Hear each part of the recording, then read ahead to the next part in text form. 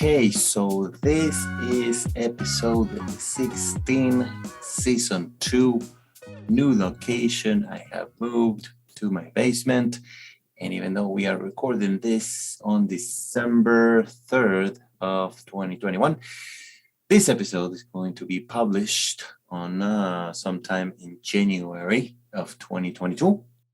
So here's my good friend, William Boo. And here we go with season 2 of Colo Tolo. Enjoy. And here's William.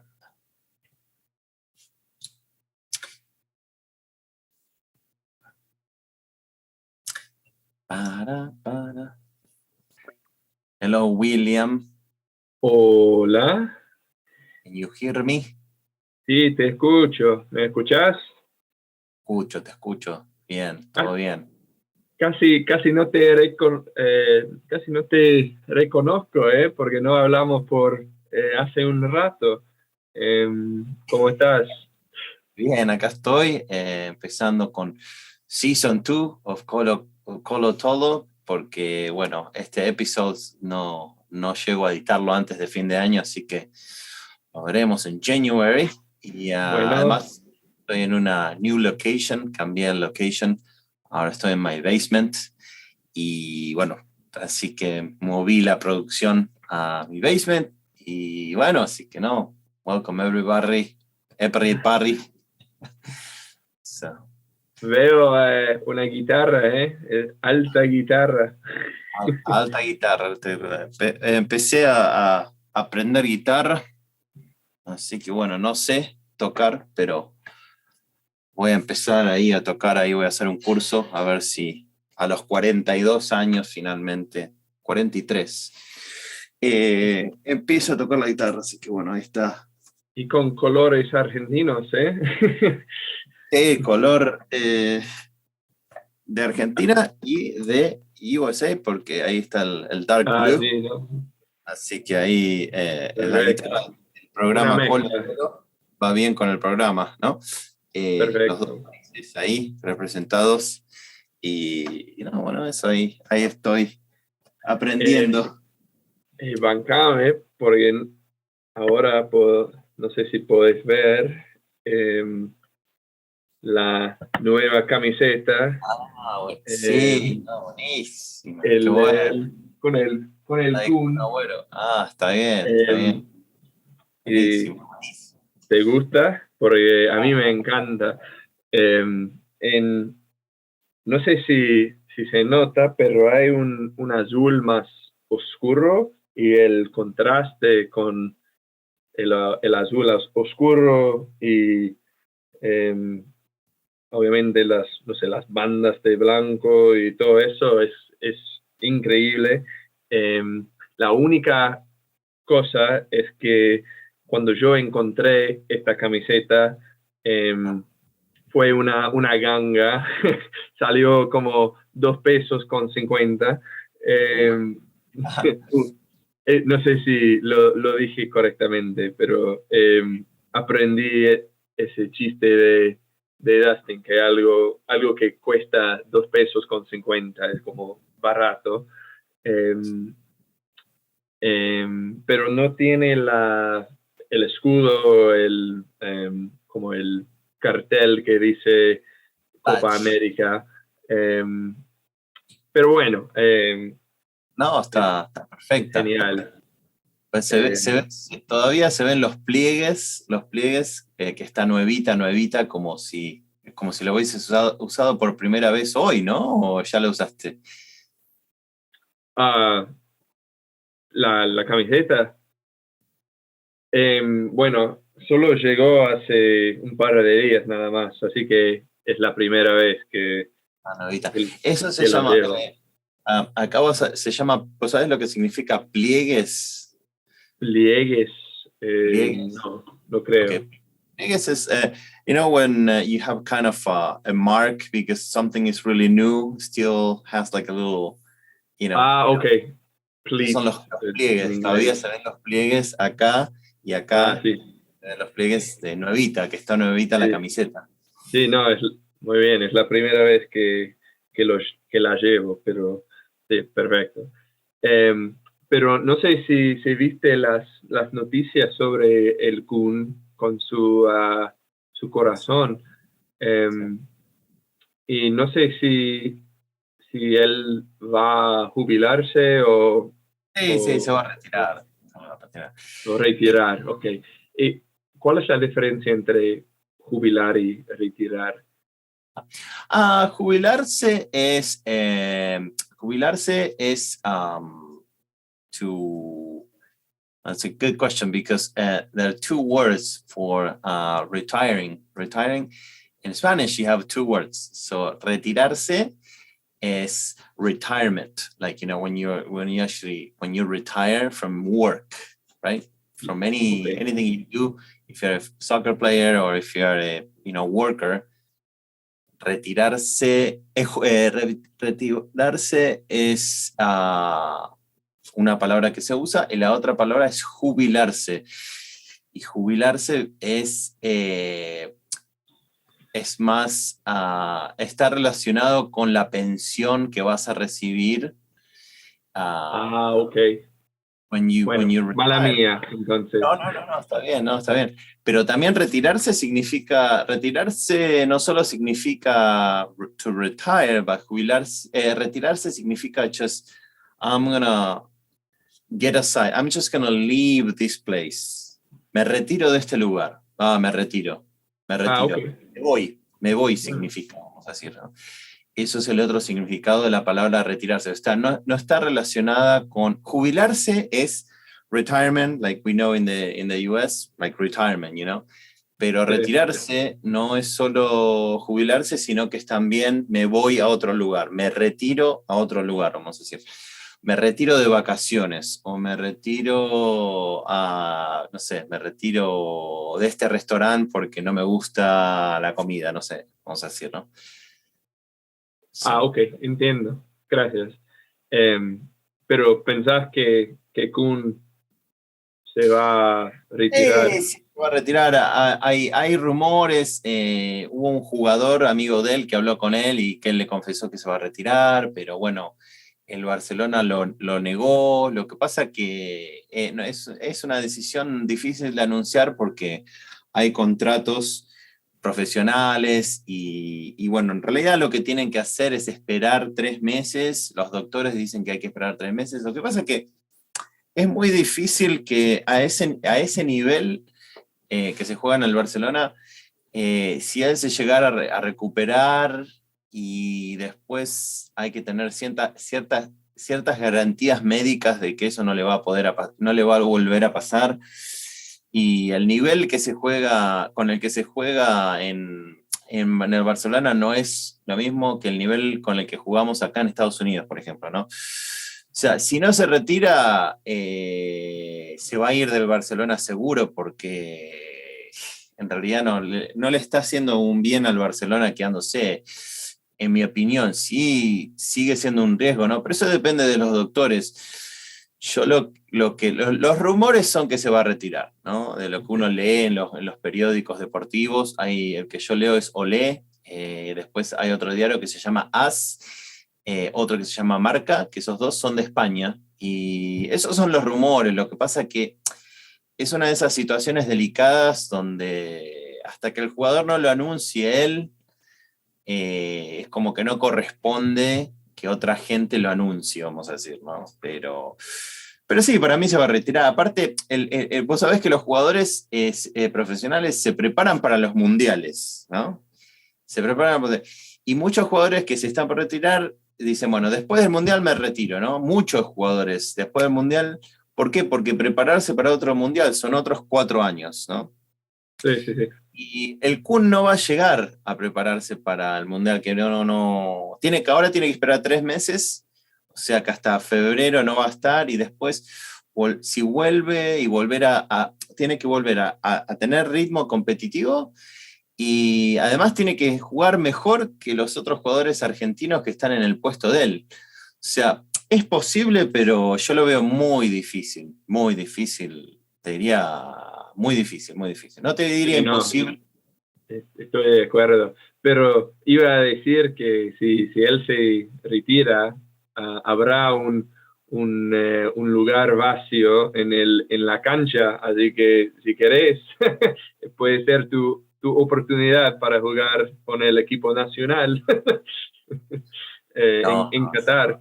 sí, lo que Pero pasa bueno, él ya, si vos pensás, él tiene 33, 34 años, el último gol que hizo fue contra el Real Madrid, salió campeón de la Copa América con Argentina, que no pasaba hacía 25 años.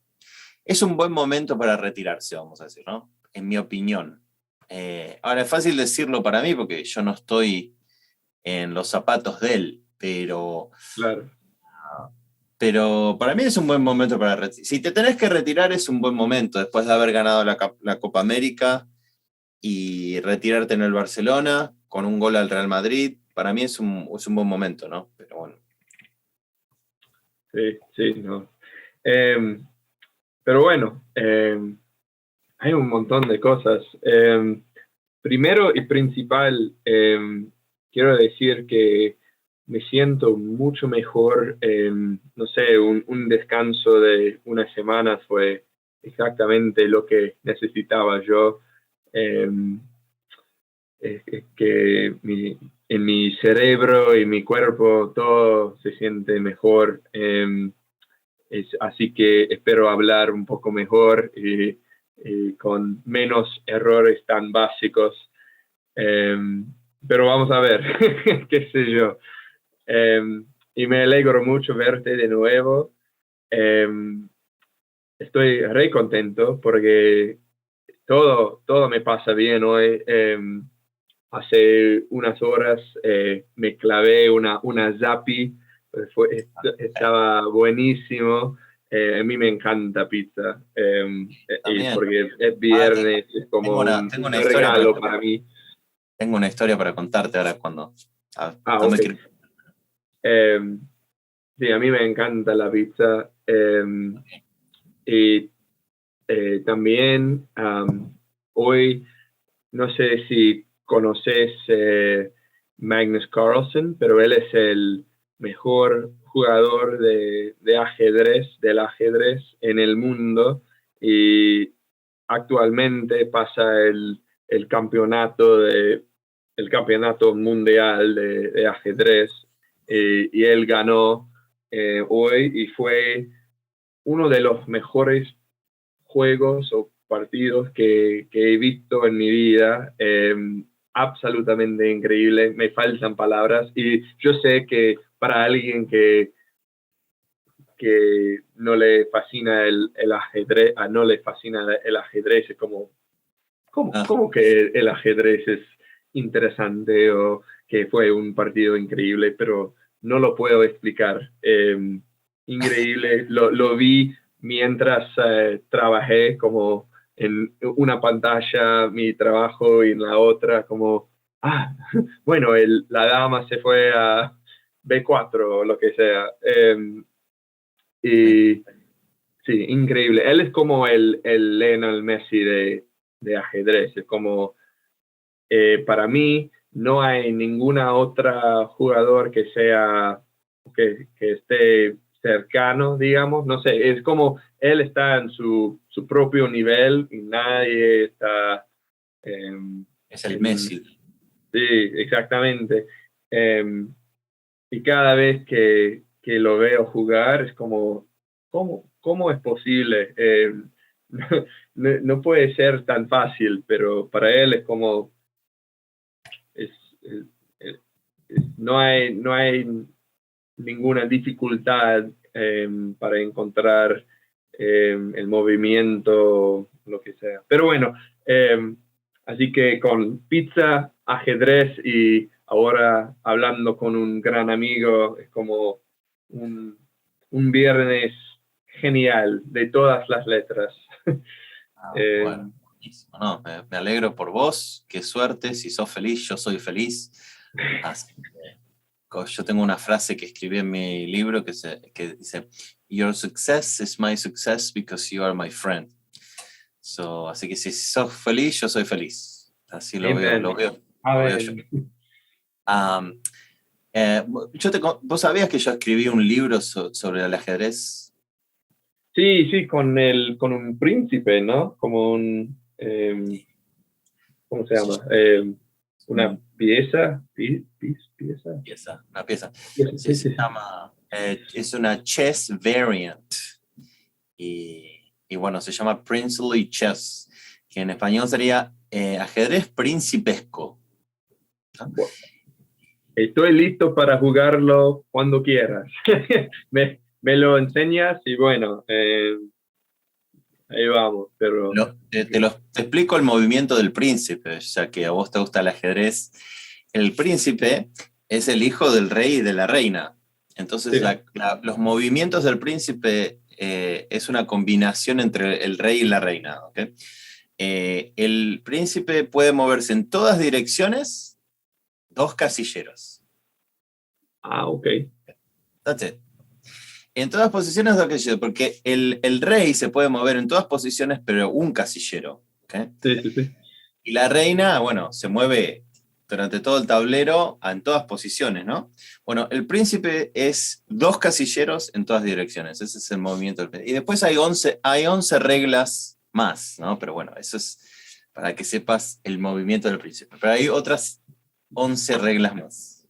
Sí, qué interesante. Y claro, hay solo un príncipe, Solo como, un príncipe. ok, Ajá. pero igual, es como, eso cambia un montón de cosas con la posición de cada pieza, está diferente. Claro, lo que pasa es que el príncipe no entra en juego hasta que ahora no me acuerdo, pero no entra en juego, no está en el tablero el príncipe. Wow, ok. Es Entra como, solo en juego cuando llegás al final de casillero y podés cambiar una pieza. ¿Ok? wow, ok. Solo podés tener un príncipe y una reina. Solo podés tener un príncipe si no tenés una reina, ¿no? Ok. Ahora no me acuerdo porque lo escribí hace 10 años el libro, ¿no? No, está Pero bien. hay 11 reglas donde sí, solamente esa en eso, después solamente puede hacer jaque, pero hay una, no me acuerdo la regla, pero solamente puede hacer el jaque si pasa cierta circunstancia en el juego, vamos a decir, ¿no? Ok. No. Y, y una pregunta sobre eso. Vos usas la palabra reina, em, y yo hace unos minutos usé dama, porque no sé si viste la serie en Netflix El Gambito de Dama, Queen Gambit, pero dicen dama, y no sabía porque hay dos nombres, como dama o reina. em, Ah. no sé si, por ejemplo, en España se usa dama, pero en Latinoamérica es reina No, no, okay. el nombre en español es reina, damas, ahora hay el backgammon en Okay. español se llama damas. Oh. No sé. La única cosa que me ocurre es que si estás escribiendo cada movimiento, em, lo que, lo que uno hace es escribir la primera letra de la pieza y el número de donde va a llegar después de su movimiento. Y si rey empieza con R y reina también, sería más fácil con D para dama en vez de dos piezas con R. Pero eso es, eso Yo sería mi nunca suposición. escuché que a la reina se le diga dama en español, pero bueno, no sé si en España o en México, pero por lo Sí, menos en Argentina. la primera vez que escuché eso fue en Gambito de Dama, porque lo vi la serie en español, eh, y el título es Gambito de Dama, y eso en inglés es Queen Gambit. Eh, pero no sé, porque sí, yo hace unos años yo yo iba a decir, no, yo decía reina y rey, como king and queen, obviamente. Pero bueno, está bien. Y Eso con el ajedrez y eso te iba a decir del ajedrez, te voy a decir algo de las pizzas, pero tenía la pizza, sí. algo más del ajedrez y ahora me olvidé, pero bueno. No, está bueno el Princely Chess. Tengo que yo leer mi propio libro porque no me acuerdo. Yo no soy un gran jugador de ajedrez para nada, pero bueno, tuve la idea de hacer esa variante del... Está en Amazon, ¿no? Y vendí un par de copias y tiene algunos reviews y bueno, algunos reviews son buenos, hay uno que es malo, pero bueno, eso pasa, ¿no? Así que... pero lo de las pizzas, ¿lo encontraste ahí? Princely Chess. Lo compro ahora mismo, ¿eh? Es como... Sí, sí. Sí, si querés y si... Gracias, Will. Compraste Princely Chess, Chess Variation Manual. ¡Vamos! Vamos los pibes, vamos los pibes. No, buenísimo, thank you very much, Y si, cuando lo leas y si lo jugás, si encontrás alguna falla jugándolo, si decís, no, mira, esta regla no sale bien porque en esta situación no es posible, vamos a decir, ¿no? Porque yo tengo un amigo que lo jugó, ya te digo, hace 10 años con el hijo, ¿no? Y él me dijo, no, vos sabés que ahora no me acuerdo, pero mi hijo me dijo que en una ocasión una de las reglas no funcionaba porque no sé qué, ni me acuerdo, pero si tenés la oportunidad de jugarlo, eh, y encontrás alguna falla, avísame porque cuando haga la segunda revisión del libro, ¿no?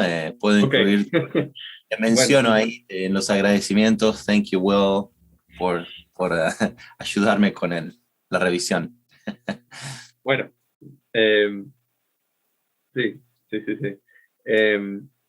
Sí, es muy interesante que el príncipe no está al comienzo, pero eso me parece muy buena idea porque si, si hay un príncipe en el tablero, necesitas un tablero con una columna más, ¿no?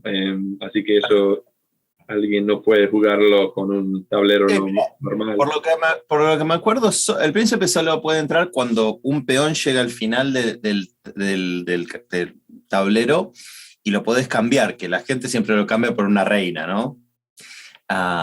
Y podés tener 2 o 3 o 4 reinas si querés, ¿no? Sí. Pero una de las reglas es que si ya tenés una reina, no podés sacar un príncipe. Okay. ¿No? Tenés que elegir. El Y después el tema del jaque, ¿no? El jaque, también había una regla para el jaque, que el jaque tenés que estar a cierta distancia. Ahora no me acuerdo cómo es la regla, pero había una regla que decía que el jaque, solamente el jaque, se puede hacer si está a cierta distancia, porque si no, el rey no puede escapar, vamos a decir, ¿no? Porque Dale. como el rey va solo un casillero y el príncipe va 2 casilleros, en ciertas situaciones no puede escapar el rey, ¿no? Entonces, ya te digo, ya lo vas a leer cuando te llegue el libro, porque no me acuerdo cómo era. Pero... Sí, cuando lo encuentre, te chiflo. Vale. Ahí. No, la de la pizza, te Okay. quería contar que no, a mí también me gusta mucho la pizza, y bueno, acá con mi mujer invertimos en una pizza oven de una empresa que se llama Uni, que no sé si escuchaste, pero bueno, son una pizza que son como un barbecue grill, pero hecho nada más para hacer pizzas. O sea, el main purpose es hacer pizzas, no sé si, ¿no? Pero sí, podés cocinar otras cosas, pero es un horno hecho especialmente para cocinar pizzas, ¿no? Y bueno, tenés hornos que son con carbón y con con carbón y con pallets, puedes usar pallets, pero también le puedes agregar un módulo de gas, ¿no? Pero el que compré yo es nada más que a gas, es solamente gas, ¿no? Porque es más fácil de limpiar, es más fácil de mantener una temperatura constante, y es un horno que llega a 900 grados Fahrenheit, que esa es la temperatura que se hacen las pizzas napolitanas, ¿no? Se hacen, y la pizza se cocina en 60 segundos, ¿no? La pones, la girás, y en 60 segundos te salió la pizza napolitana, ¿no? Y bueno, así que lo tengo ahí. Me pasa que me faltan algunos accesorios para llegar, pero bueno, la verdad que mirá, si hablábamos la semana pasada, te pasaba el link porque en la empresa donde la hacen, ahí tenían 20% off en Black Friday, ¿no? Y bueno, no sé si se ve ahí. No cubro la cara. A ver, ahí está. Perfecto. Wow. Sí, se ve súper profesional, ¿eh? Alto cocinero. Alto cocinero. Así que cuando vengas a visitarme te hago una pizza napolitana. Me muero. Increíble. ¿Y qué iba a decir? Algo sobre la pizza.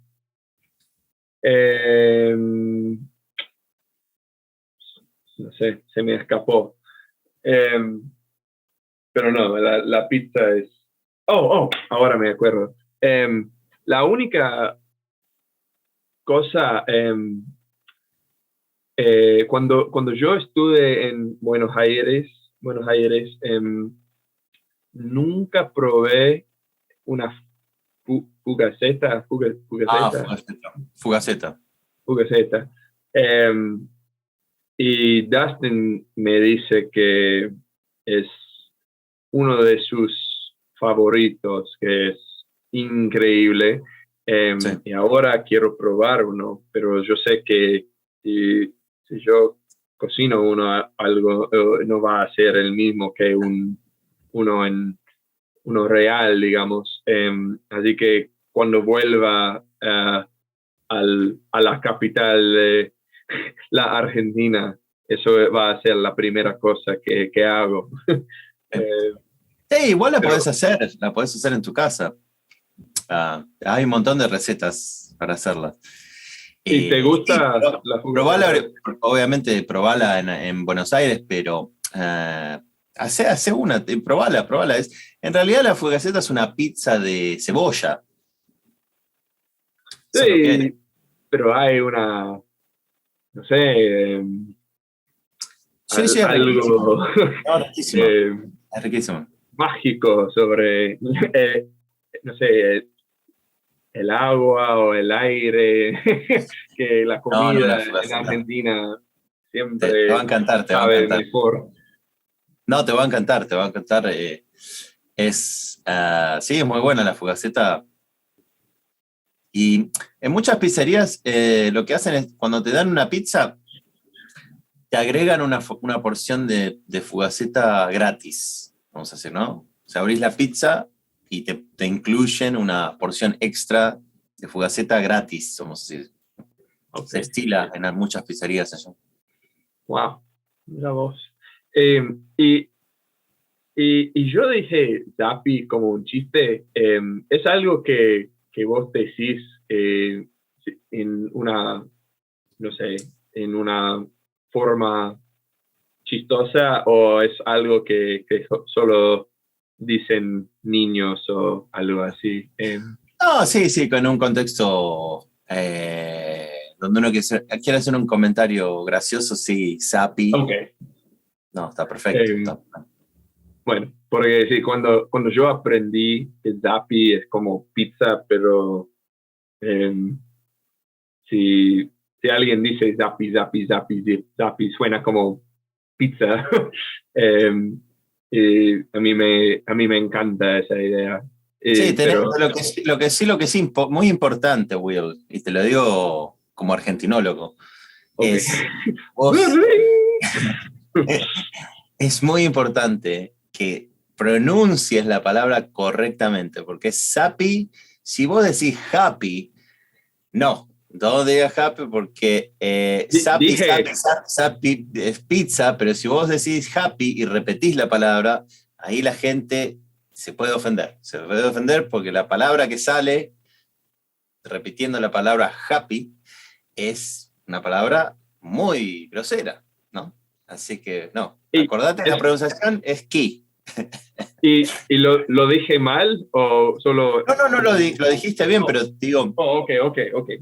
digo Bueno, acordate que si decís, pronunciar la S bien, porque si te confunden la S con la J, si vos decís happy instead of sappy, la gente va a decir happy, ahí sale una palabra, se combina una palabra pero muy... happy es una palabra amistosa en inglés. En inglés, claro, sí. Ok, bueno, Eso te no, doy el tip. no cometo ese error. Eh, Te digo el tip porque si se te escapa la J, te va a decir, ¿cómo? ¿Cómo es? O si estás hablando con una chica y decís, no, porque me comí una Harry, y te van a decir, ¿cómo? ¿A qué? No. Así que Disculpa. no, pronuncia bien, argentinólogo, te dice acá, acordate, especialmente con una chica, porque si vos decís eso, y por ahí se levanta y se va. Así que... No, ¿por qué? ¿Por qué? Ahora, sí, solo había... no, bueno, olvídalo. Es un chiste malo. Em, y bueno, una noticia más y después tengo preguntas también, pero quiero cambiar a inglés en unos minutos porque tenés que practicar tu inglés también. Hace 3 semanas mi hermano se casó con su esposa ahora, pero hace 3 semanas ella fue su prometida. eh, y eh, fue la primera boda en mi vida, o sea, fue la primera vez que fui a una boda. No fue mi boda, no fue mi boda. Y no sé, la verdad que fue absolutamente increíble. Y bueno, tengo una pregunta sobre eso. No sé si hay diferencias entre costumbres y culturas sobre bodas en Estados Unidos y Argentina. Pero, por ejemplo, yo fui no sé si es la palabra adecuada, pero el padrino, como el eh, best man en inglés, y no sé si eso es una parte de una boda argentina. Eh, Así que quería preguntarte si hay alguna diferencia que sabes y cuando te casaste con tu esposa, ¿fue una boda estadounidense o argentina o son básicamente lo mismo? Sí, en realidad son básicamente lo mismo, lo que sí en los últimos años se americanizaron más las bodas en Argentina y en todo el mundo, muchos países, no en todo el mundo, pero en muchos países. Pero sí, eso es muy parecidas. Nosotros nos casamos una onda Las Vegas, porque yo no sé si te conté la historia, pero bueno, yo estaba trabajando. Ok, te cuento la historia. Yo llegué a Estados Unidos como me contrató una mujer que se llama Trisha, ¿no? Te digo porque es importante ese nombre en la historia que te estoy por contar, y esa persona Trilla me contrató, eligió mi resume online y me contrató para trabajar como lift operator en un ski resort, ¿no? Acá en Vermont. Y bueno, llegué y llego, es un ski resort con un hotel, y cuando entro a la recepción, la chica que me recibe en la recepción, que me da las llaves de mi habitación, como nuevo, nos llamábamos interns, ¿no? Éramos interns, es hoy mi mujer, ¿no? O sea, esa, la primera persona que yo veo en el hotel es la que es mi mujer, y que se llama Gelsi, mi mujer, ¿no? Y esa persona que yo te decía que me eligió mi resume online, que se llama Trisha, es hoy mi mother-in-law, ¿no? O sea, dio la casualidad que en realidad ella terminó eligiendo a su son-in-law. ¿Y cuál sería la palabra de mother-in-law? Yo sé que cuñada es sister-in-law, pero creo que sé esta palabra.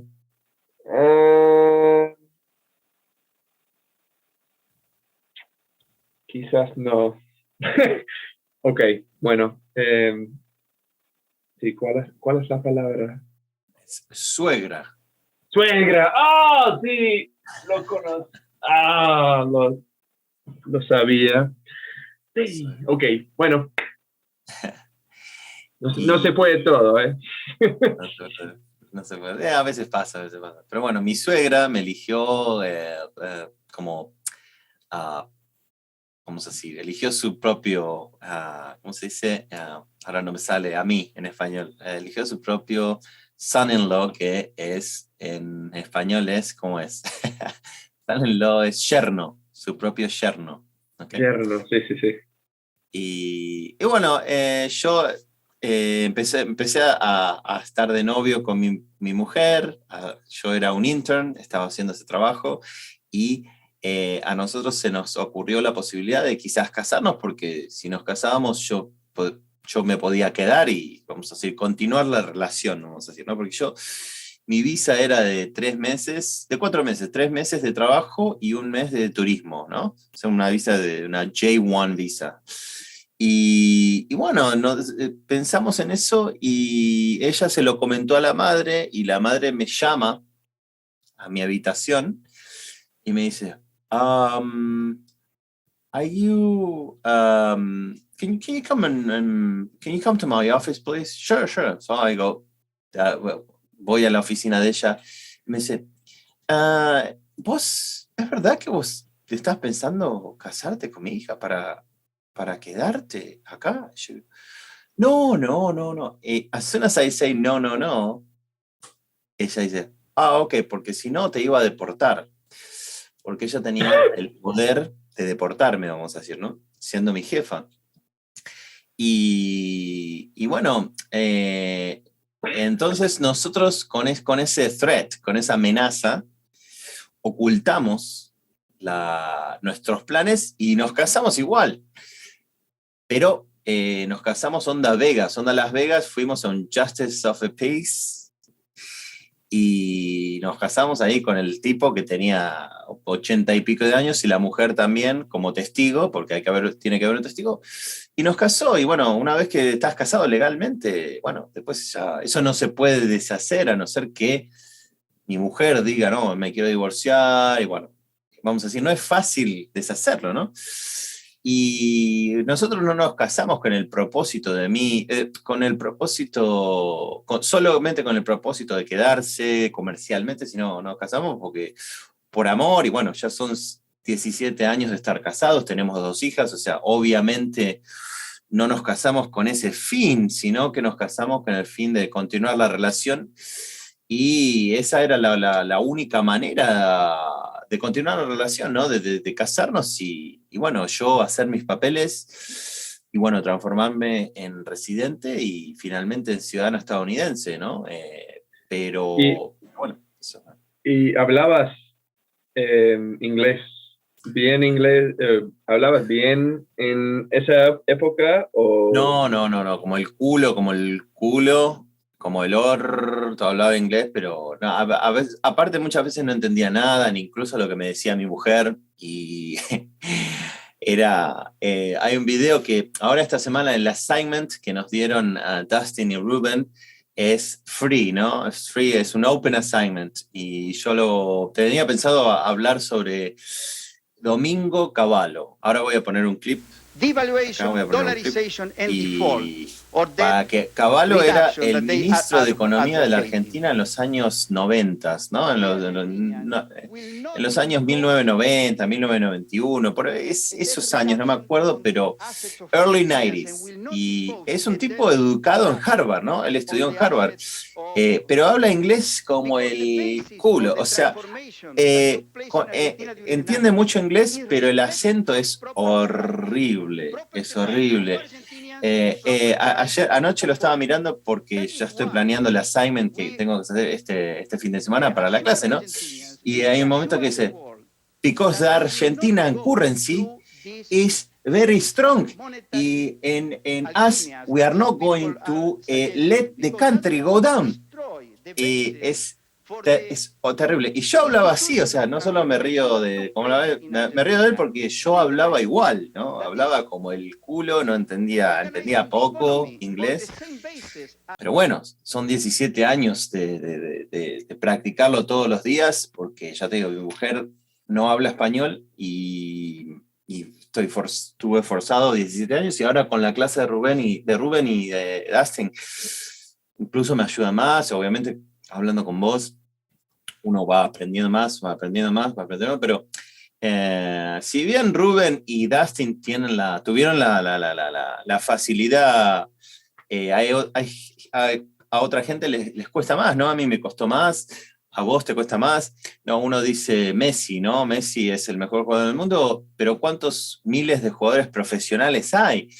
Lo que pasa es que tienen ese don, tienen más facilidad que otros, vamos a decir, ¿no?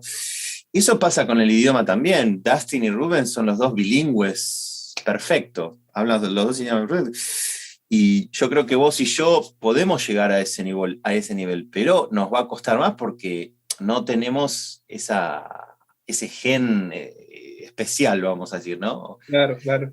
Pero es posible. Oh, absolutamente. Sin duda, no tengo duda de eso. Y una cosita más en español, solo porque justo lo dijiste, aprendí la palabra don por la primera vez hace unos días. O sea, yo sabía don como señor o como, oh, don Julio o lo que sea, como alguien estimado, pero nunca había escuchado como un don, como un talento.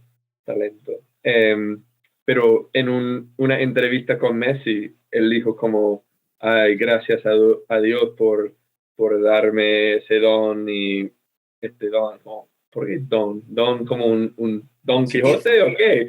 Y lo googleé como, talento, mira vos. Así que fue chistoso que usaste un ejemplo con Messi y Don. Pero bueno. Ok. Ok. Una preguntita más. No, lo que quieras. Pregunte nomás. Yo siempre trato de incluir modismos o jergas o lunfarda argentina, como sabes. Y uno de ellos es qué sé yo. A mí me encanta, qué sé yo. Pero también escuché yo qué sé. Y es lo mismo, hay una diferencia. No. Vos lo usas. Explícamelo, por favor. No, es lo mismo, es otra manera de decir lo mismo, vamos a decir, ¿no? Trato de pensar darte un ejemplo en inglés, pero no me sale, pero por ejemplo la expresión it'll do, it'll do, or, no me sale, pero no, o sea, es exactamente lo mismo, pero bueno, es no sé, qué sé yo, o yo sé qué, es lo mismo, ¿no? Yo sé qué o yo que sé. Perdón, yo que sé, perdón. Ok, hay una Yo que sé. tercera opción.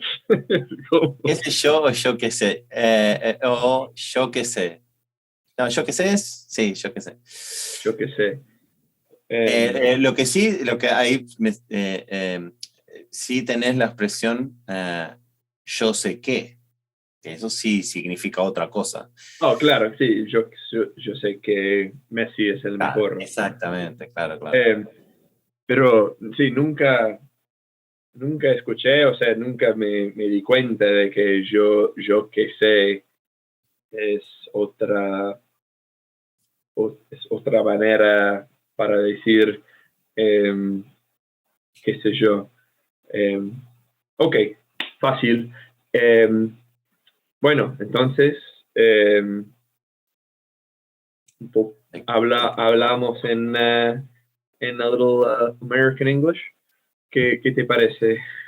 Sí, no te quedan cosas que quieras decir. Cambiamos como, si querés guardar algunas para la próxima, como vos quieras. Ok, 3, 2, 1. Here we go. English. How are you? How's it going? What's up? What's new? What's new? No, just I'm fine. Today was the opening day for ski season at All right. Ragged Mountain, which I have a season pass for, and I'm thinking about going on this Sunday. And no, then other than that, no, I moved downstairs, and what else? Hold on. And what else? No, we got the uni open, and now I'm trying to set up. And what else? My channel. Playing some guitar. Trying to play some guitars. There's some guitar there. I found there's a channel that I think I recommended to you in the past. The name of the channel is Japatonic TV. Yep. And it's a guy he's an Argentine, but was born and raised in Argentina, but he's from a Japanese family. And so when he was like 18, 19, moved to Japan. So he does a kind of a blog type of channel. And it's cool because, he speaks like an Argentine, and he's, essentially grew up as an Argentine, but he's kind of showing Japan to people in Argentina or anybody speaking Spanish. And it's kind of cool. It's kind of a cool show because the Japanese culture is so different than Argentine culture, or even Right. American culture is very different. And so it's kind of cool. I like to watch it. So in one of the episodes, he was saying, "Oh, I have this guitar." One of the fans, one of the guys from one of the subscribers from my channel gave me this as a gift.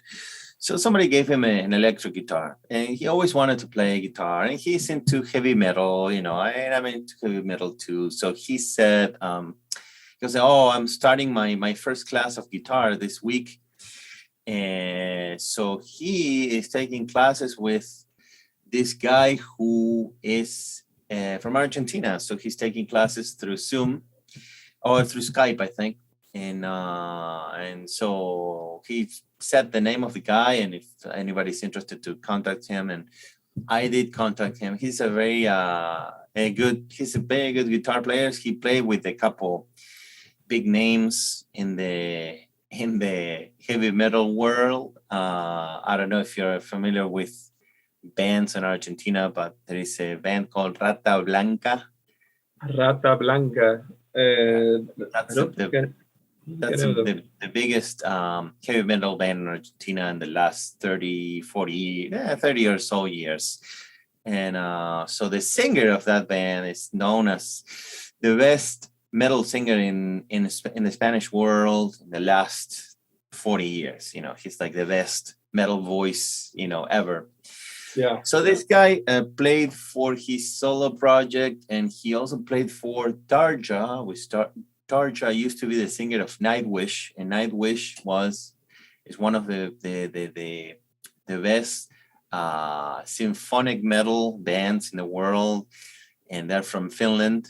And so anyway, he's a kind of a really good guitar player. So I was going to start with him, but then I had to have a certain type of account that I don't have, because you have to in Argentina, and it's called Mercado Pago, and I don't have one of those accounts. In order to have one of those accounts, you have to have a bank account in Argentina, and I don't.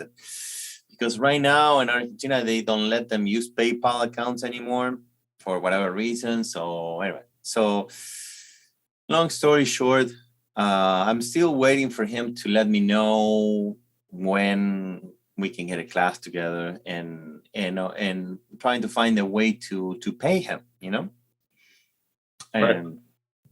And the rates are very accessible for somebody living in the US, so it's not very expensive for me, at least, So I'm waiting for that, but in the meantime, I got a course online. One of the best known guitar teachers on YouTube has a course, and it's $36, and that's just the basics. And I watched 2 videos, so I'm like, I know nothing, but I'm kind of learning, and I want to learn. I want to learn guitar here and there. It's not something I want to do. I don't want to become a rock star or anything, and I want to play for myself something, to relax, something else. Yeah, no, I totally understand. That's awesome. Coincidentally, I also just started learning an instrument, and I've never played an instrument before in my life, but I'm trying to learn the cello, because I listen to a lot of classical music and stuff like that. But my brother plays instruments. He's like really good with music.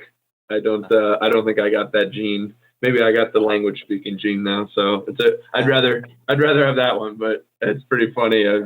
It's been a rough start so far. It's definitely way harder than it looks. Yeah, absolutely. Same thing for me. For me, it's rough. I don't know anything about the guitar. I'm just learning the very basics, and like you said, it's rough, and and it's a thing that you're young enough. It's more difficult when you're my age to start playing guitar than when you're your age. That's what they say, because the brain is like at your age is kind of more in the prime, at my age, well, at 43, your brain starts to decline a little bit, so it's not as easy. But I'll just I can try just for fun, and then I got my little pick. I got a pick here, and I have a gadget that is really cool, because I got the strap, see, with the US flag. Nice. Like one. And so that's the strap, but all these guys are using their guitar without the strap, and I was thinking, oh, why? It kind of is handier to grab the guitar without the strap. So what I want to show you, there's this gadget here, which is really cool. And what this guy does, let's see if I can get it into focus. There you go.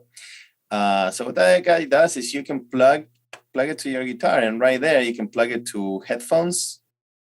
Okay. Yeah. So this is like an amplifier, and you have all different. They have like 65 different type of amps, and you have all the distortion. So what you can do is just sit on your living room, plug your headphones, and people around you are not, disturbed by your noise, or by making really loud noise because you have it on your headphones. So that's kind of fun. Very nice. Yeah. So yeah, those are my news, and other than that, I think I sent you some information about my movie that is playing tomorrow, actually, in Buenos Aires, and it's playing in a kind of in a known and important movie theater in Buenos Aires, and so that's kind of a big deal. That's awesome. Yeah, I got your text about it, and I can't wait until I can buy a copy of the movie. Hopefully that happens one day. Yes, I'd love to watch it. Yeah, so it's gonna play tomorrow and Monday, and then the following Sunday. And so I was talking with my parents, and they're going to try to go and watch it, but they need to arrange some help from their lawyer, and who's the person who actually helps them with everything else. So I'm not sure if they're gonna go, but they're gonna try to go, and so that's kind of cool. Yeah. Yeah, very cool. Sorry, it was rude. I had a message from mother. I figured I shouldn't shouldn't ignore her. Okay. Bueno. Yeah, no, but that's so cool that you're in a movie like that. Again, I'm sure you remember when we met up that I'm not exactly an actor or good at being in front of the camera. So it's impressive to me for someone to be in a movie like that. Yeah, it's pretty cool. It's kind of a big deal for people down there in Buenos Aires, and I of course I invited Dustin, but I said, I know you're not in Buenos Aires right now, but just so you know, if you happen to be there like next week, if you want to go, let me know. I'll get you some tickets, because I took to the organizers and you saying that he was staying like 2 blocks away from where your parents live. He was staying there, but now he's moved to. He's right now in Balcarce. I was just gonna say it's amazing. Like, I don't know if you heard the expression in English of "what a small world," but like, what are the chances that he was so close to where your parents live? Right. Pretty amazing. Well, I did come up with a few fun English expressions or mannerisms that I'd like to teach you, or you might know some of these. So, maybe it won't be teaching you, but just reviewing. But if you do have any questions, I can always, we can start with that, or if you want to go with these first. And I do have actually a few questions I wrote down on my notes here. And I have one expression to teach you.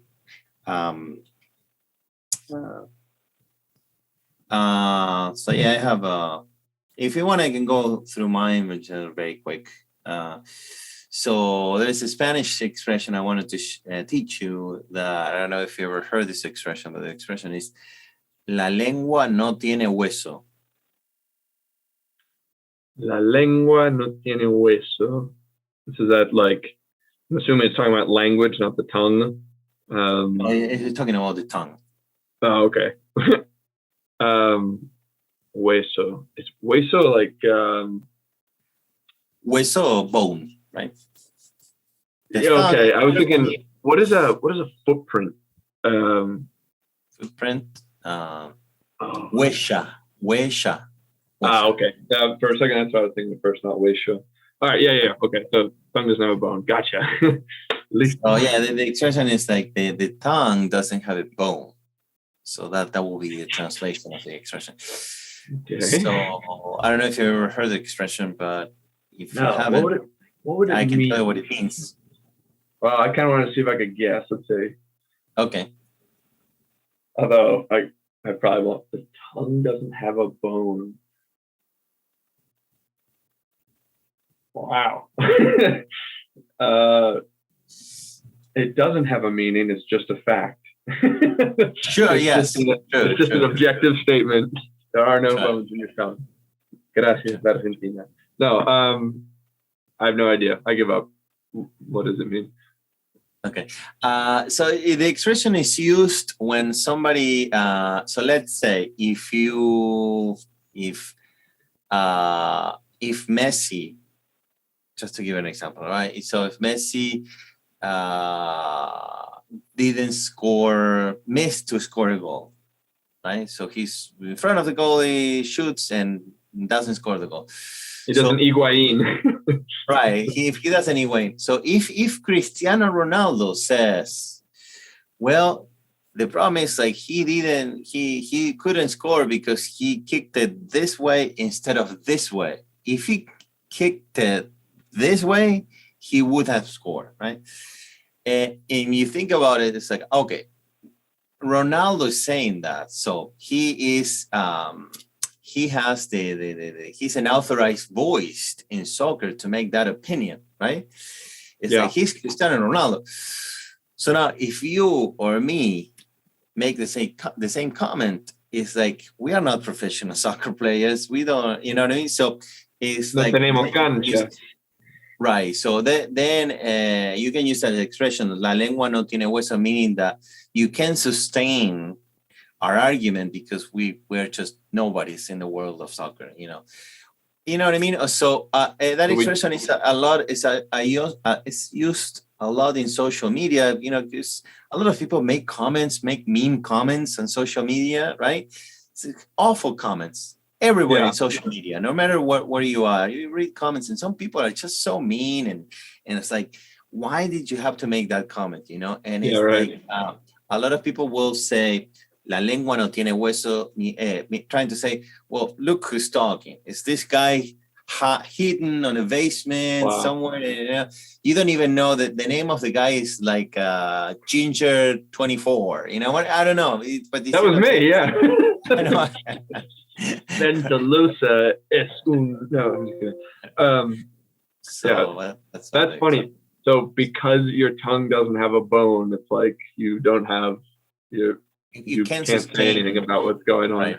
That's so funny. It's like it makes the argument, you know, like the tongue that is like, you know, flaccid. That's so funny. I just got to grab my computer charger real quick. Sure. It's right here. Oh, it's not going far. Technical difficulties. Perfecto. All right. Yeah, it's so funny. La lengua no tiene hueso. As opposed to what I was thinking, it doesn't have a footprint. La lengua no tiene huesa tampoco.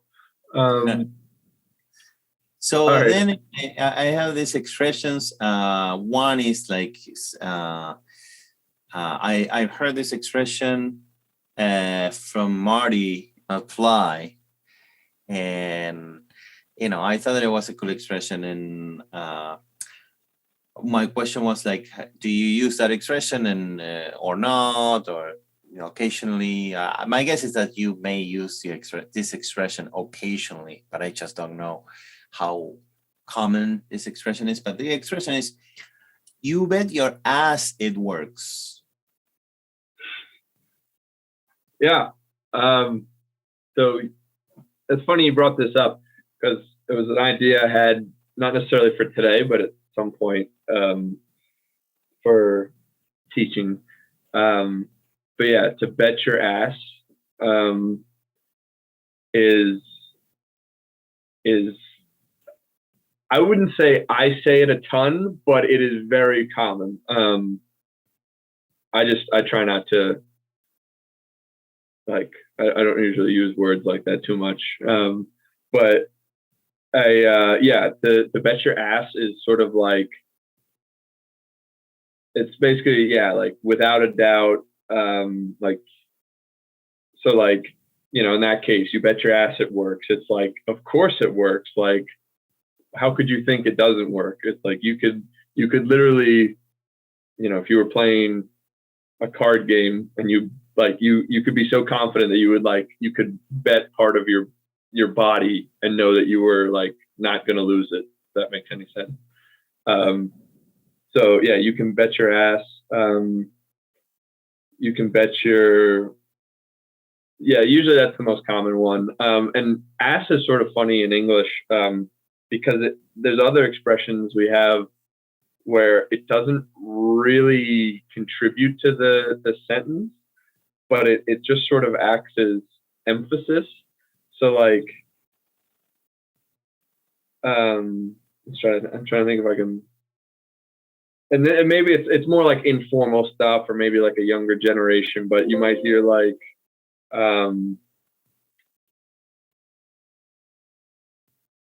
he's a funny ass guy. He's a funny ass guy. And it's literally just, he's a funny guy, but it's just sort of like, he's really funny. Or,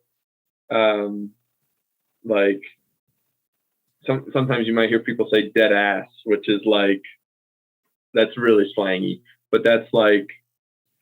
Can you say like, dead ass stupid? Oh, that guy or that girl is, she's dead ass stupid. Or not really. Dead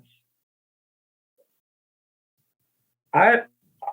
That's a good question. I don't know. I don't think I've heard it, but it doesn't mean it's not said. But yeah, like, yeah. So ass can just sort of be like an adjective. I wish I'd had another example off the top of my head, but in your case, bet your ass, that's just an expression you'll hear. So like if the next time I text you and I'm like, hey, do you want to talk this weekend? You'd be like, you bet your ass. That's like, yeah, of course. Like, so you can do it in an upbeat way, or it can be like, depends on the tone, but yeah, it's basically like 100%. Sin duda. But you wouldn't use it with your boss, right? Yeah, I wouldn't mention my boss's ass. It's probably not a good career move. Right. Okay. That's pretty funny. Yeah, but you bet your ass it works. Yeah, it's a good one. Okay. The other question, and this is the kind of the question you asked me about, just I think there's no difference, but I'm not sure. I am not sure 100%. So about the order of certain words. So there are two questions. The first question is, can you help me clean up this mess? And the other question is, can you help me clean this mess up? So is there any difference, or is it just not really? Can you help me clean this mess up? Can you help me? Sorry. It's like, can you help me clean up this mess? Or in the other expression is, can you help me clean this mess up? Oh, yeah, they're absolutely the same. I was just trying to think of what one I would more naturally say. Can you help me clean up this mess? Can you help me clean this mess up? Yeah, they're the same. I would probably say, can you help me clean up this mess? But they are absolutely 100%. You can bet your ass. They are the same. No one's gonna be like, wow, he said, can you help me clean this mess up? He must not be from the US. They are absolutely the same. But so if they are the same, so the second question, can you help me clean this mess up? What's the difference between saying that or can you help me clean up this mess without the up at the end? Why is one more native than the other, or not really, or is it less clear, or what's the purpose of the word up at the end? That's a great question, and this is definitely one for Ruben because I don't know all the like proper terms, but I know in English we add a lot of words like that are really not necessary, but it just sort of like adds.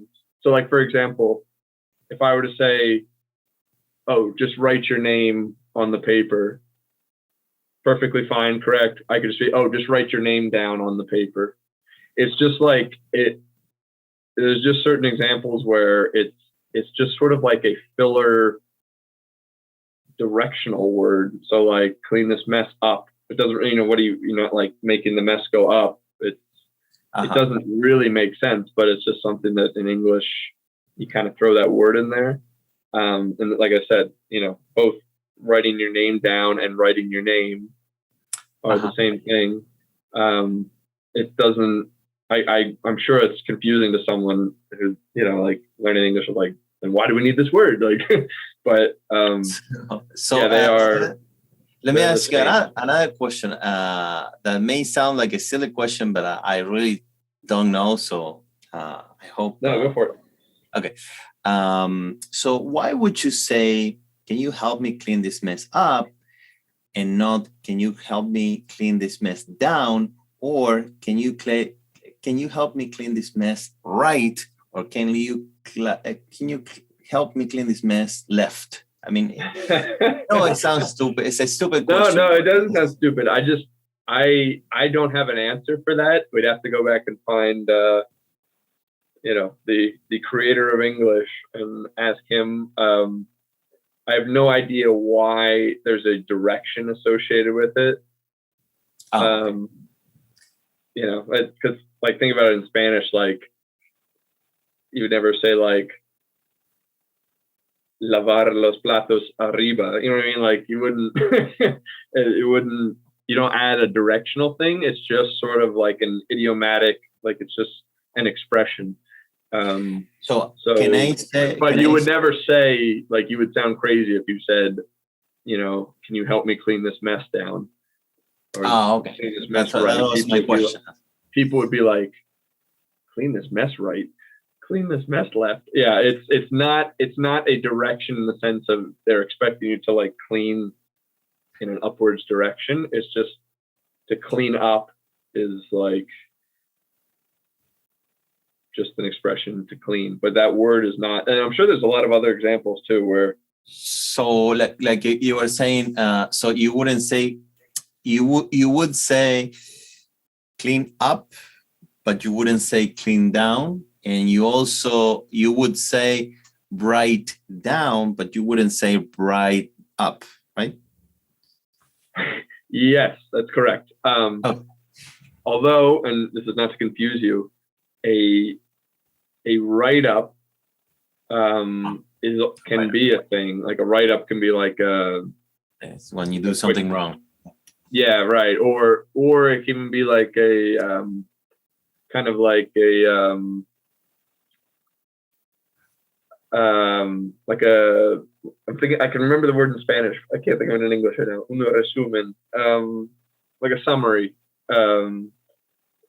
Like a quick write-up. Give me a quick write-up about that. Would just be like, 3 or 4 sentences. This is what happened. Something quick. But yeah, sorry, it's not to confuse you there. So yeah, you would never say, "Let me just write up my name real quick." It's always write down.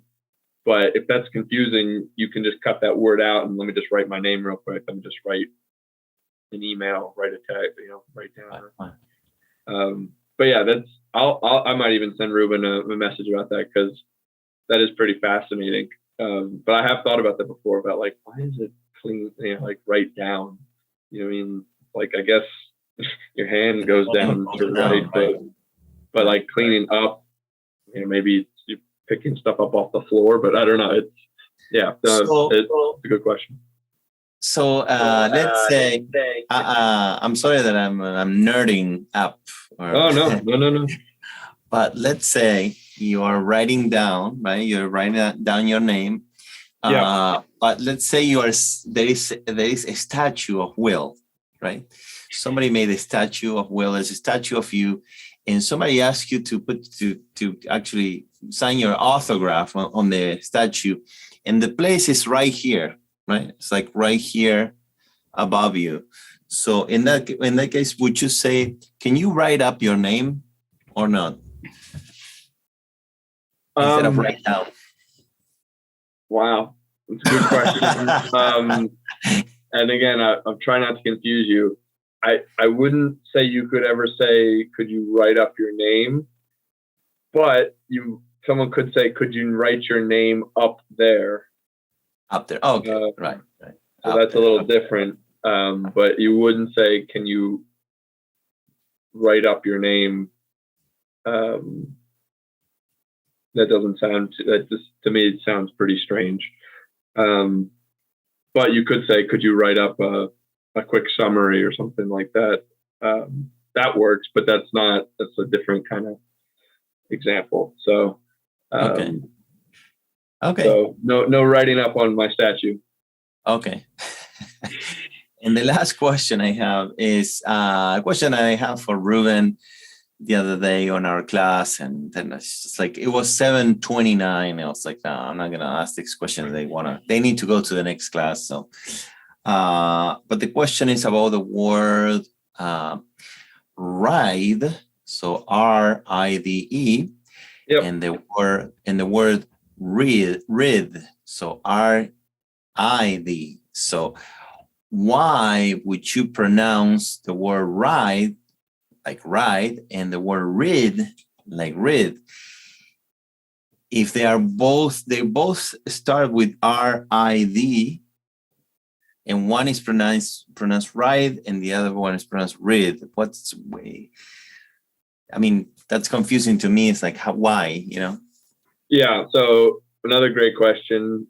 And again, we'll have to go back and find the guy who invented English. But this is something that I think is very hard for anyone learning English, because the vowels can sound so different. We've talked about how Spanish, you have a, e, I, o, u, like listo. Whereas in English, it's, like 25, 26 different sounds the vowels can make. And so the answer, I would say, like generally, is there's a rule that when you put an E on a word like that, it changes the sound of the vowel ahead of it. So in this case, the I would sound differently. So it'd be more of a clean I sound and ride, but without the E, it'd be id, like it would be in rid. And so like another example, like would be to hide, like hide and seek is HIDE. But if you were saying something like, oh, yesterday I hid, that's HID. I think it is, right? No, I need to I need to Google it. Or is it HID?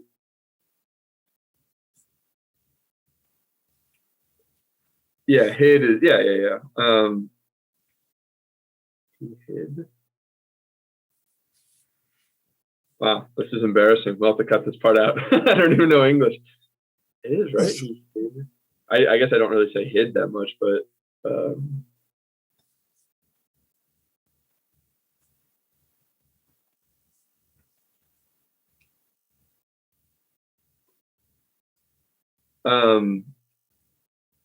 yeah, but so there's that's another case where it's like the I sound changes just because there's an E. Now, this happens with a lot of vowels. So like, well,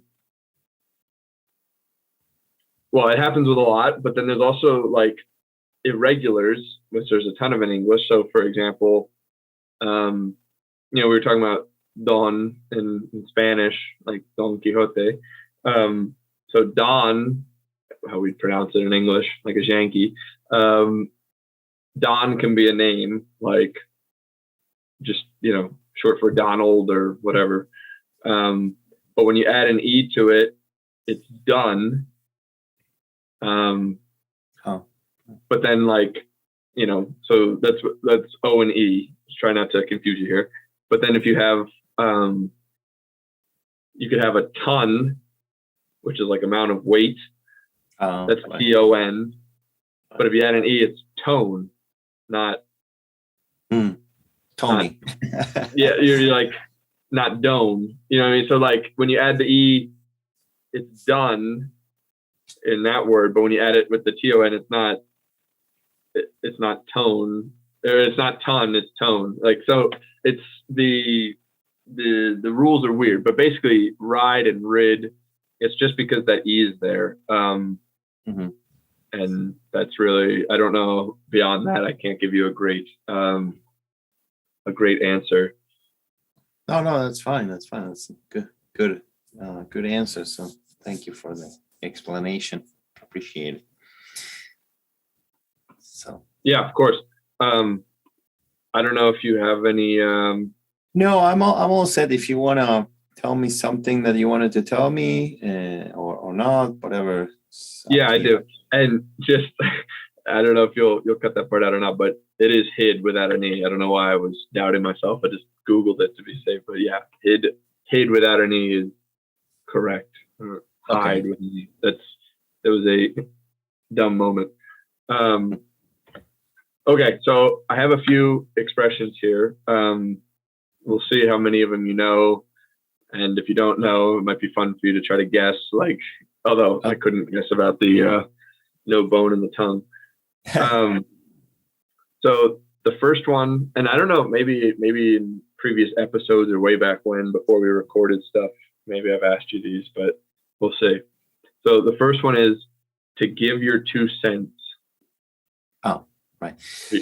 Yeah. To give your 2 cents is when you're just giving your little humble opinion on something, right? Wow, perfect. Yeah. Yeah, which I think is really funny because, like, where does that come from? I don't know. But, imagine in Spanish, if you're like, so if someone were to dar 2 centavos or whatever, 2 monedas. This is such a funny thing. But yeah, I just heard that the other day. I was like, that is sort of an odd old expression too, to give your 2 cents. Like 2 pennies or whatever. But all right, so you're 1 for 1. You got that one. How about this one? To get something straight. To get something straight is to to actually really understand the truth about something. To really, to get to know the truth about what's going on. So let's get something straight here. So you're gonna do this, and I'm gonna cook a pizza for the girls, and you're gonna have them laughing, right? Yeah, perfect. And then the 2 like kind of closely related expressions to that is you could say something like, let's get straight to the point. Same thing. It's kind of like, let's get directly to what we need to talk about. Or sometimes you might hear people say, like, I could say to you, like, we need to get our story straight, sort of as like a group thing. And that's sort of like, that could be a couple different things, but it could be something like if we were lying and we need to be like, all right, like we need to make sure we're saying the same thing. You know what I mean? Like if someone asked you where we were and you said we're making pizza, and someone asked me and I said, oh, we were watching Plaga Zombies in Buenos Aires, they're gonna be like, wait a minute, that's not, that doesn't add up. So we need to get our story straight. That's another good expression too. Yeah. Okay. But you got both of these so far. So I figured you'd probably be pretty good with these. That's another good expression, the one you just used, that doesn't add up. Oh, yeah, that doesn't add up. Sort of like you're checking the numbers and you're like, wait a minute, 2 más 2. No es 5. It's a really good native expression that I rarely use. I don't recall using it, but I notice most natives I know, they use that expression. Yeah, it's just, I mean, I think you understand it, but yeah, it's a good one. Just something like, it's something you can't understand. Like, it just doesn't add up. It doesn't. But again, it's another one of like, why up? It doesn't add. It doesn't. So you wouldn't say it doesn't add down. It doesn't. Right. Or right.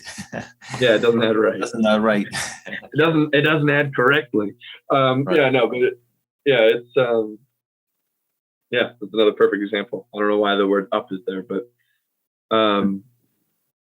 okay. So you're 2 for 2. I have 2 more for you, so we'll see Okay. What's your score? Let's call Mr. Beast and see if he can give me $1 million. Yep. Perfect. That's not gonna cut it. That's not gonna cut it. Or something's not gonna cut it. Right. Yeah. So what I understand with the expression is like that's not enough.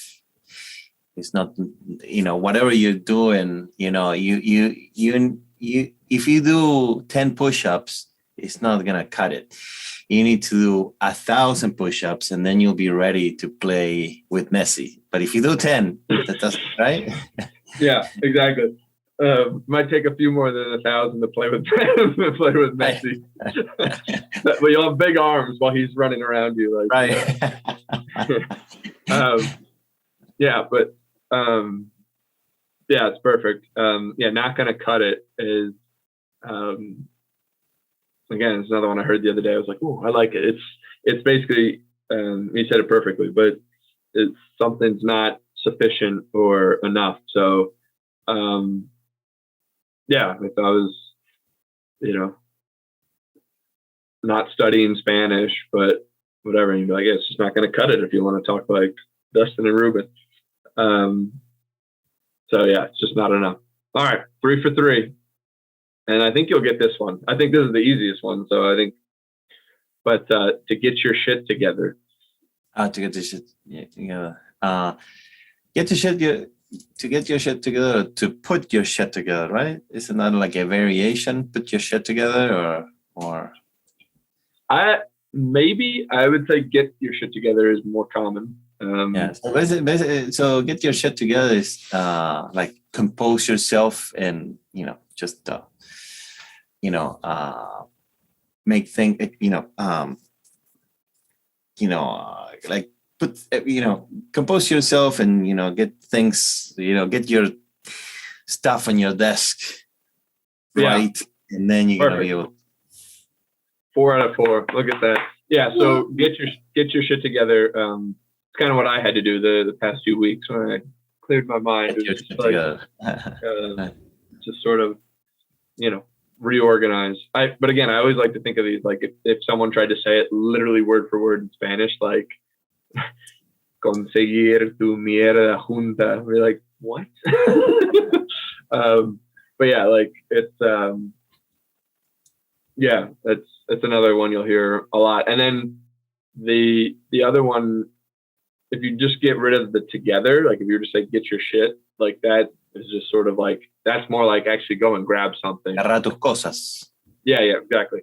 Yeah, if it was like, oh, Ben, like the ski mountain opens in 10 minutes, like get your shit, let's go. Like we gotta get in line to, it doesn't have to be like a negative thing. It's just sort of like, cosas. All right. Well, you passed your prueba.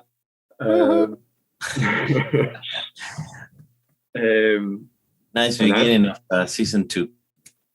Yeah, it's a perfect way to kick things off. That's another good one, to kick things off. I think that I don't know if that comes from American football or maybe it's from soccer, but to kick things off is like to get things started. I don't know if you've seen at the beginning of an American football game where they kick the ball and everyone runs down the field, and it's called the kickoff. So that'd be my guess. But yeah, there you go. Good thing. Good way to kick things off. But if you don't have any more questions, I think no. I'm good for now, and so now it's taking more notes for the next meeting. So we got 13 subscribers on our channel. So do we really? Wow! Yeah, I haven't checked in a few weeks. So look at that. One is you, the other one is me. So we actually got, one is my wife. So we actually got 10. About 10. Hey, 10 more than we had when we started. Were you able to talk to Ruben about it or no? I realized I didn't. Okay, that's fine. It totally, like, it wasn't on purpose. I just, other things. No, that's fine. It's not something that So one of the next times I talk to them, I will mention it. And yeah, then we'll go viral once they get behind us, right? So, one other thing, speaking of videos, I don't know if I've talked to you about it, but Dustin really wants me to make like a short video, like testimonial. Well, not maybe that too, but I don't know if I ever sent you the clip, but it's Kun Agüero talking about driving in Barcelona. And it's just, I absolutely love it. Like, just his expressions and his gestures, and he's just, he's so funny to listen to. And I've watched that video a few times, and I imitated it to Dustin, and he was laughing really hard. He's like, you need to record that, like, have Kun Agüero talking, but like you doing the gestures and like, mouthing the words. So that's going to be my next project, is at some point here I'll have to I'm trying to like learn the script. I was writing it out, and there's so many words and stuff that he like kind of starts and then doesn't, and it's gonna be hard to practice, but I might I could definitely use someone who's good with video and knows Argentine Spanish. You could be like, no, actually he tries to say this, not that, or whatever. So I'm happy to help you. Yeah. Let me know. But, I think it could be pretty funny to have a redheaded Kun Agüero. and I have the jersey now for it. So right, perfect. Right. Yeah, I'm happy to help you. What would you need help with in terms of like how to record it, or maybe, or just what you think is best, if I should like have two videos, like one of him and me next to it, or just like have the audio from his video and me. I don't know. I'll have to think about it. Yeah, I can tell you, I did one of the last assignments I did for the class was similar in the sense it was like they gave it, and actually that week I was the only one submitting because it was a difficult assignment. So it was like this comedian, American comedian. He's probably 24 or whatever. He's a younger comedian. And the idea was to imitate the first 30 seconds and imitate him with a very American accent, like imitate him. And he will say, it's a comedian, so he will say, I hate my best friend. He's stupid, so he will start the show like that. So then you will do that. Yeah. So what I did is like, I would just play the first sentence or the first two sentences and stop it, and then record myself saying those two. I hate my best friend. He's stupid. Because if you do too much, it becomes really frustrating, and it's gonna take you forever to do, because we're gonna say 1, 2, 3, 4, 6 words fine, and the 8th one you're gonna make a mistake. Then you're gonna have to reshoot all those 3 or 4 sentences. So I would just suggest you to do 2 sentences at the time at the most, and then continue. When you're satisfied with the first 2 sentences, all right, cool, I got those, then do the other 2. Of course, you're going to have to edit it, but I can show you tools to edit, and editing is, right. Easy. Yeah, that kind of editing is easy. That kind of editing is easy. It's just going to take a little bit of time, because it takes time, because you have to review the footage. And depends how well you want to do it. Me being a perfectionist, it took me a while to do that assignment, and I'll send it to you if you want, so you can watch it. But that's the way I will do it. you know. I think that that's the best way to do it because I did something similar a couple weeks ago. So.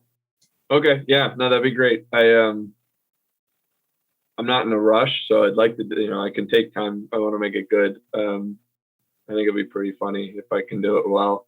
Even get like the gesture. It doesn't have to perfectly match what he does, but just sort of the like, some of the stuff he does is. Yeah, the other thing is like if you do it over a while, so if you try to follow him, so his voice will get into your microphone, and it's just not gonna sound right. It's just not gonna be the same. So my suggestion will be to play the first whatever seconds, the first sentence, and to stop it. I mean, you can watch that several times until you think you get the pronunciation and rhythm right. And then try, because if you try to play it and then speak over a while, his sound is gonna get into your recording, unless you are using AirPods and then you kind of imitate what he's saying. That works too, as long as the sound doesn't get into your microphone. That's right. Yeah, no, that's a good point. But anyway, something for at some point. I'll start really working on it. It'll be my project. But all right, I'm gonna me voy a ir yendo. And it was great seeing you again. I'm sure we'll talk soon. And yes, good to see you. Well, happy beginning of season 2, and so we'll see. We'll keep going. We'll talk and see when we talk again, and we'll just we'll keep each other posted, and we'll talk again. Perfecto. All right. Nos vemos. Good to see you. God bless your family. Igualmente. Happy Thanksgiving. Yeah, and have a good night. Thank you. Have a good night, and yeah, I'll talk to you soon, my friend. All right. Ciao. Ciao. See ya.